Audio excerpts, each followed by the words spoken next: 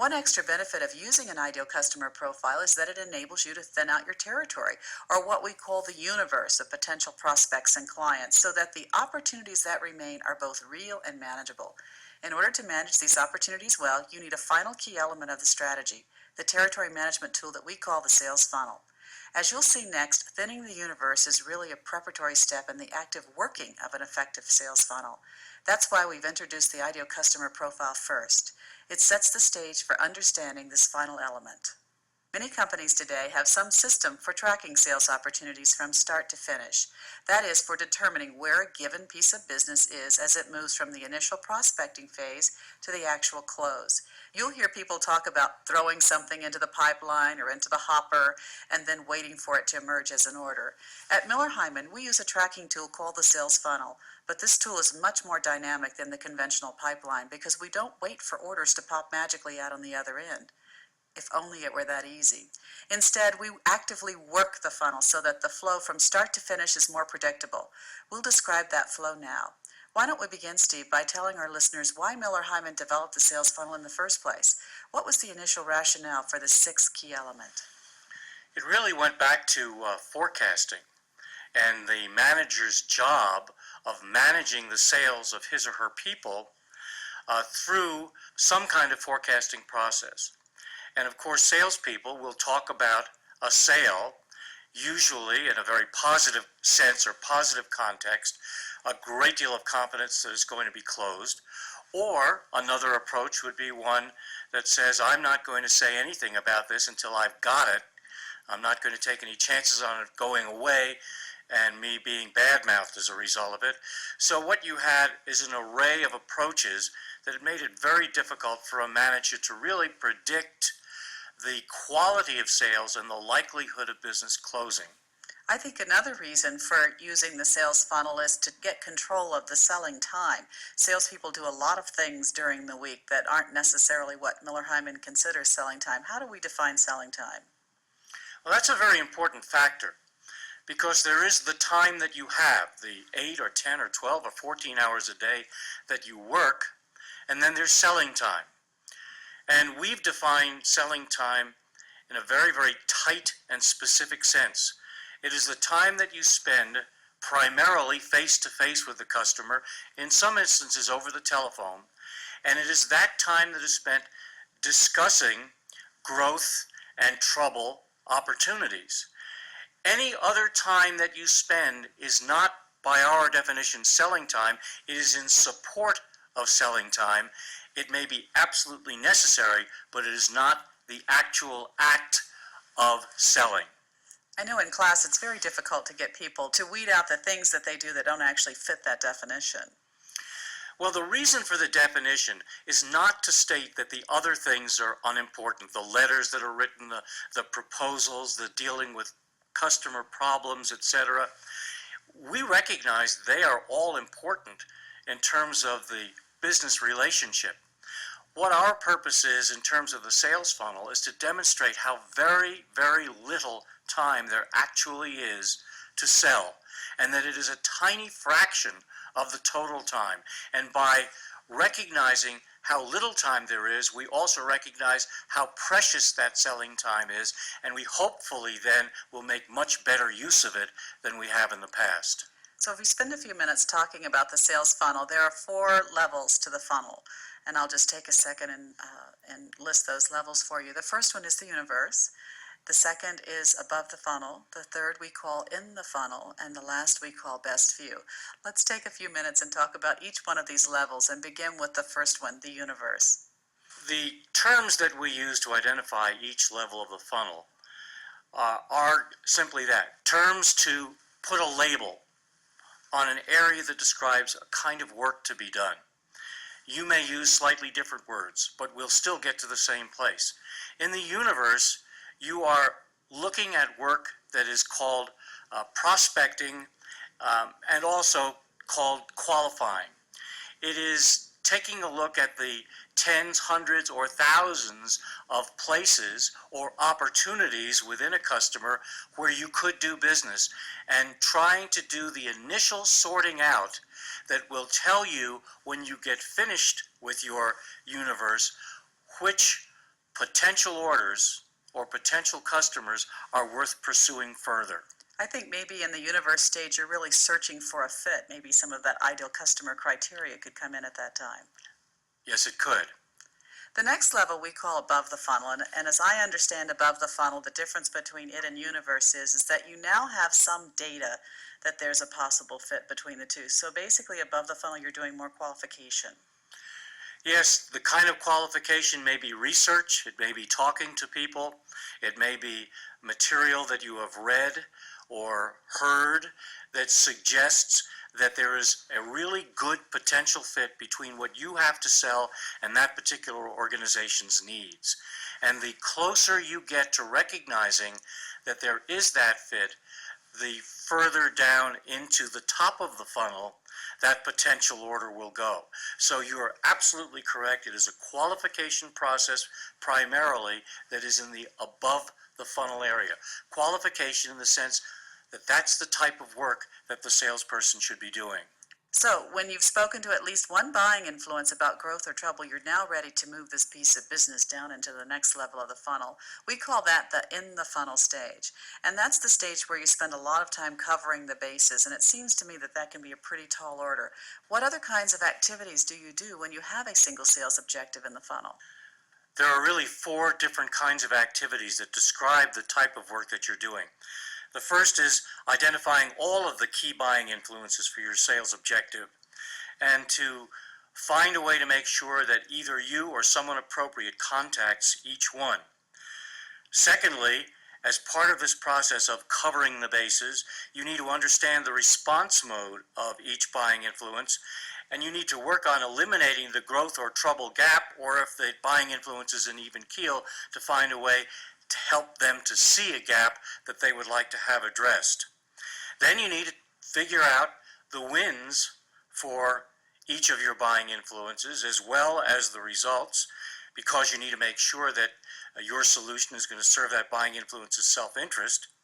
And finally, you have to continuously assess and reassess the sales picture that you're working on so that you either eliminate red flags or reduce the impact of red flags, and you also will work on leveraging from your strengths. Sounds like a lot of work to do in the funnel, and it seems logical that sales might be kicking around at that level for a very long time. It's a question that program participants sometimes ask me. Have you found that the longest part of the sales funnel cycle is the in the funnel stage? The interesting thing about the sales funnel is that you cannot predict how long this possible order will be in any part of the funnel. The funnel works as a process to help you with a specific single sales objective. And as we know, some sales objectives almost go instantly to order, and some require a great deal of work talking to a lot of people over a long period of time. But probably, on average, more time is spent in the funnel than in the other areas. So whether a piece of business is in the funnel for 3 weeks or 3 years, a salesperson's goal is to keep covering the bases with all the buying influences so that they can decrease uncertainty and increase the likelihood of a solid win-win outcome. If you do it right, eventually you're going to get to the final stage of the sales funnel we call best view. What happens at this level? What happens in best view is that you are truly reducing the uncertainty and increasing the likelihood that there will be an order. Not only are you increasing the likelihood, what we like to say about best view is that the order will occur, will be closed in 1/2 or less of your normal selling cycle, whatever that length of time happens to be. And the fact that it has reached best view means it has gone through all of the other iterations and is a lot closer to being closed. You know, in all the years I've been teaching strategic selling, I don't think I've ever encountered a workshop where someone didn't announce a little too defensively, there's no such thing as a normal selling cycle, and I know you've heard that too. How do you answer that? Well, I would simply say to that individual, let's talk about your selling over a period of time. Tell me, what's the quickest you've ever closed an order? And the person will give me an answer, whatever that answer might be, and then I'd ask, what's the longest it's ever taken? And the person will give me an answer to that. And then I'll say, cut out both ends of that spectrum, And let's talk about all the rest of the business that you do. On average, how long does it take to close? And by doing that, we generally come up with a meaningful cycle for closing business. Before we leave this discussion of the sales funnel, let's provide two final clarifications. The first one involves the appropriate sequence in which the four kinds of work should be performed. I think everybody would like to have a magic formula. Unfortunately, life doesn't work like that all the time. When you're considering a number of sales objectives at the same time, when you're managing a territory, in other words, it's not the right way to go about it. So the first clarification. Let's describe the right way and the wrong way to sequence your working time when you're dealing with a number of sales objectives at one time. Well, let's talk about the wrong way first. The wrong way has to do with what's most comfortable for most people. That is, the first thing that I would do as a salesperson is work on closing activity. Because anything that's closable, I want to close. Because when it's closed, I get recognition, I get reward, I get commissions. And there's a finality to that. It's a conclusion. So I want to close first. The next thing that I want to do is work in the area that is next most comfortable, which is covering the bases. Spending time with the various buying influences that I've met and I've talked to, taking them to lunch and so forth. You could spend a lot of time in the care and feeding of buying influences, isn't that right? Yes, you can, and most salespeople do.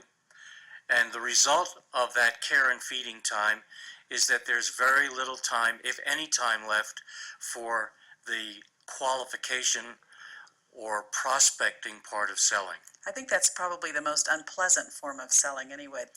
There are some people who like it, but I've always said that there are two kinds of salespeople, those who hate prospecting and those who lie and say they enjoy it.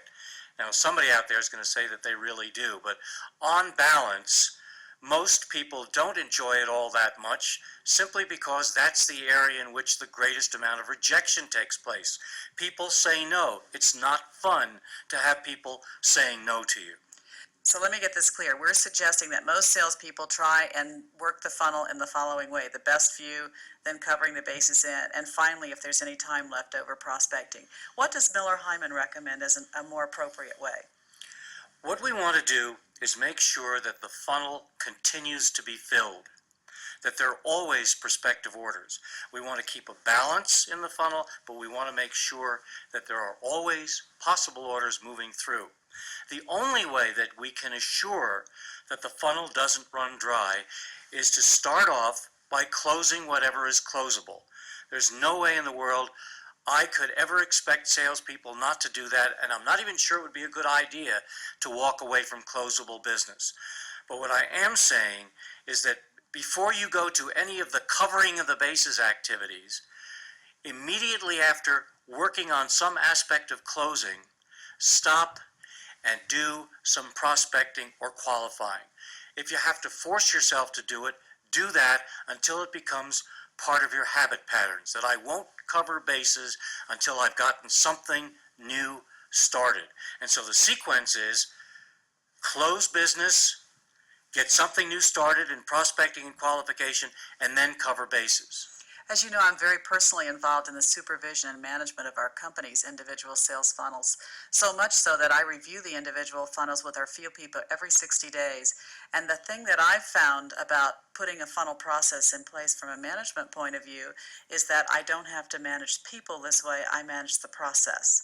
And I think that's an important distinction when a salesperson begins to use the funnel. Yes, you're managing their accounts through the process with them, and you learn much more about what's going on, and what you learn is much more meaningful.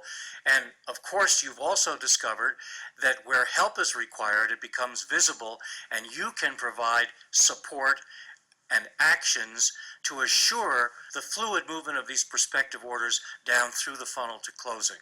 We've talked a lot about the funnel being used as a time management tool. It takes some time to move a sales opportunity from one level to the other. And we've also talked about the fact that everything a salesperson does every single day of the week is not necessarily selling work. How do you go about setting your priorities with all the activities that you have to do?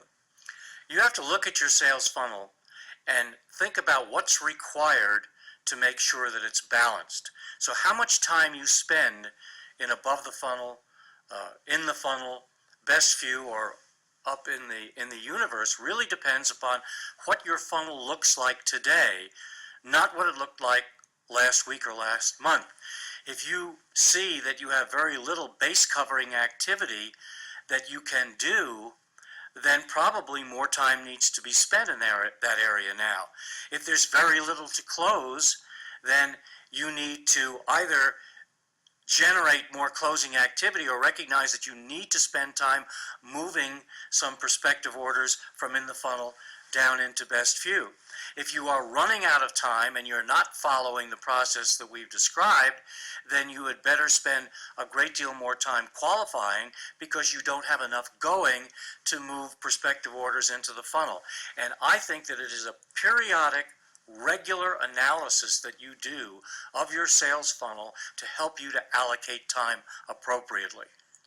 So what you're really saying is if you want to continue to improve in the sales profession, whether you're a field rep or a line manager, you've got to continually reassess your position with your customers and to continually examine and massage and regroup and reset your strategies. That's exactly correct. The sales funnel is the sixth element of the new strategic selling, and it's also the final one. But so many of our clients have asked us over the years, what about the competition? That we really should say a few words before we close about our unique approach to this issue. Our observations on competition, in fact, are one of the things that make the new strategic selling new. So what about it, Steve? I know you fielded this question about 100 times. When a client says, no matter how